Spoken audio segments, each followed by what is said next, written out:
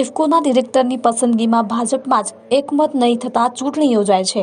આ જંગ ભાજપનો જ ભાજપ સામે જંગ ખેલાયો હતો। ભાજપે બિપિન પટેલને મેન્ડેટ આપ્યો છે, પરંતુ ભાજપના જ ધારાસભ્ય જયેશ રાદડિયાએ પાર્ટીના મેન્ડેટની ઉપરવટ જઈ પોતાની દાવેદારી કરતા ચૂંટણી જંગ ખેલાયો હતો।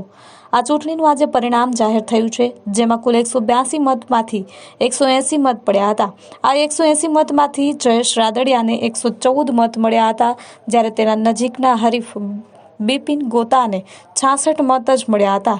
ત્યારે જયેશ રાદડિયાની જીત થઈ છે।